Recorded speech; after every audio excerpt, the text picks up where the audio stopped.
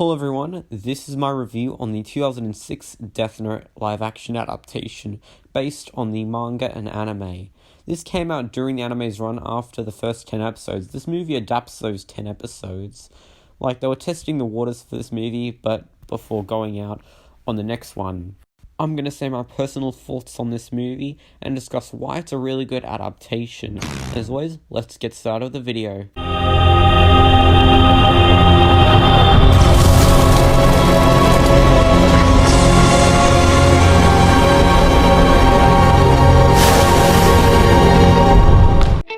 Light was perfectly casted in this movie. The shots in this movie that parallel to the manga and anime are perfectly well done. In the manga, they just told us what he was feeling. However, you can't do that in film and anime. So both the anime and the movie just showed us what he was feeling. But I like how the movie decided to add stuff that actually mean a lot to the story. Like when Light is at a bar, that scene was really important. And we see his grief and despair since the world isn't perfect and it's not justified or equal. And when he gets to Death Note, he feels like he can change things. And I also have to talk about the girl Shiori. Shiori is a added character that replaces the other girlfriend on the bus from the anime and manga. And she's a really good character. Turns out Light and Shiori have been friends since their childhood, I guess. Once I saw Ryuk actually looked pretty cool, and I love how he gets to have his English voice actor from the original anime. Yes, this film has an English dub, we'll get to that in a second, but other people did not really like his design because it looked too scary and they thought the CGI looked a bit bad, but in all honesty, I thought it was perfect and I liked it. I even like this scene, which is much better in the English dub. Hey, Light, talk to me. No one's watching us.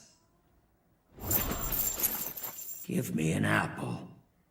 Hey, I said give me an apple! I just want an apple! Next, we move on to L. L was well casted for this movie, and besides, I didn't really like his Japanese voice in the movie, but I preferred his English voice, because it fits his character more often. And of course, I love his hair choice of it being messy, and I also like his fashion choices, which are pretty accurate to the story.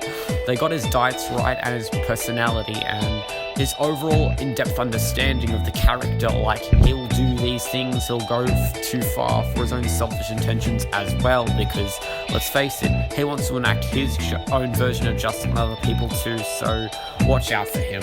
Now, as for Light's family, his mum and sister were well casted perfectly. Of course, they got their characters right and their English voices. The same goes for his dad. I love the actor who played his dad. He did such a good job with the character. All the members of the task force, or should I say the Kira task force, were well casted, like Matsuda, Aizawa, and Rei Penda. Just not much to go over, but Rei was a little different, but I was fine with this. Now let's move on to Naomi Misora. Naomi Misora is the main antagonist of the second half of the film.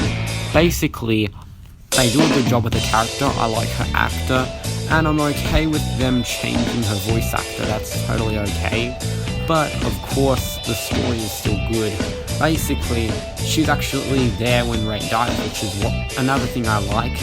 And of course, she succumbs to becoming a bad guy and doing some bad stuff later down the line. So she finds out who Rei's suspect was.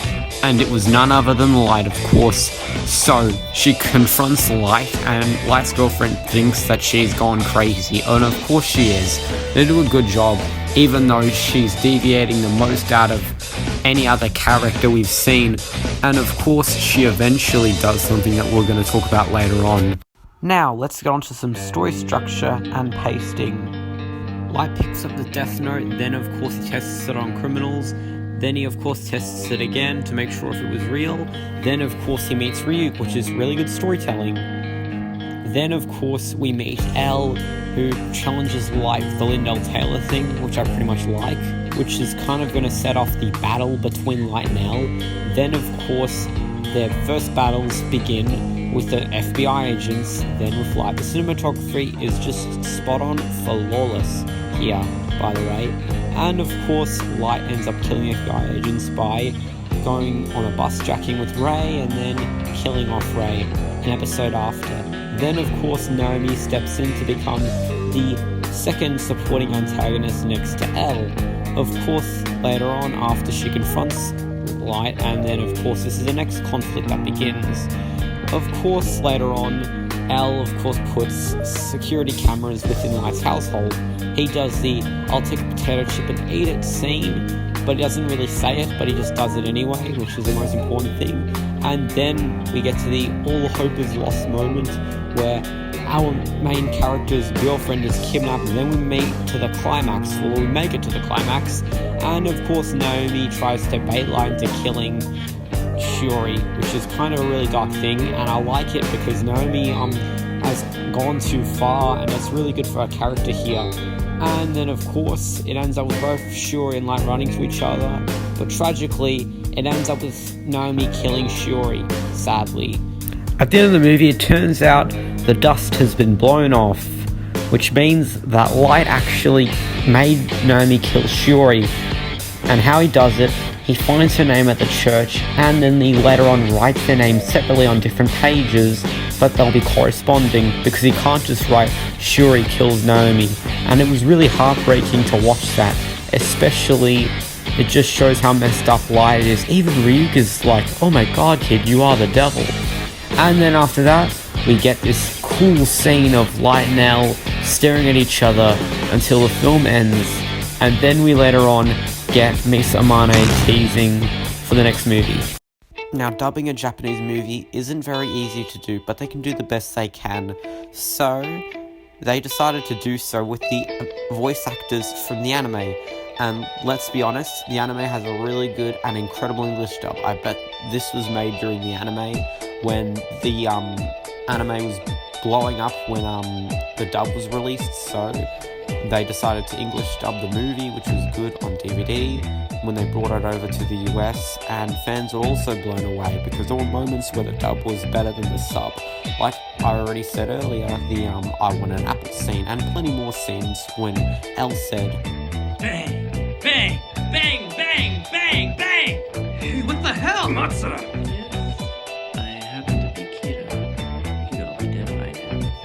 So, Naomi was also perfectly casted as well. They actually changed her voice actor to fit her overall character, which makes perfect sense.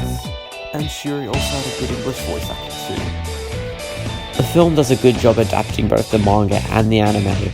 Of course it tries to stay as faithful as possible, but it's okay if they do changes, like for example, the bus driver remembering Light's name, and of course Naomi being there when Ray dies, and adding Shiori, and most importantly, the biggest difference is the climax, but I'm okay with that anime original ending.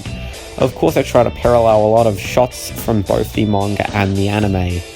In all honesty, I'm fine with it deviating a little bit, but I'm over-concerned when they deviate a little too much when it comes to other adaptations like Death Note. Well, that's because I did not like Season 2 for Promised Neverland. I preferred Season 1, obviously. And both the anime and the live-action movies are good, but of course the anime will always come up on top. It's just as good as the anime, but it's better than the Netflix film. I'm going to give this movie an 8.1 out of 10. The movie is so good. I enjoyed the CGI, I enjoyed the storyline, I love how faithful they could go, and I do like the English dubbing. What I don't like is just the what happened, the plot twist at the end. I'm okay with it. At the end of the day, it's just fine. But it helps the story at least. And as always, thanks for watching. Subscribe, share, like, and comment.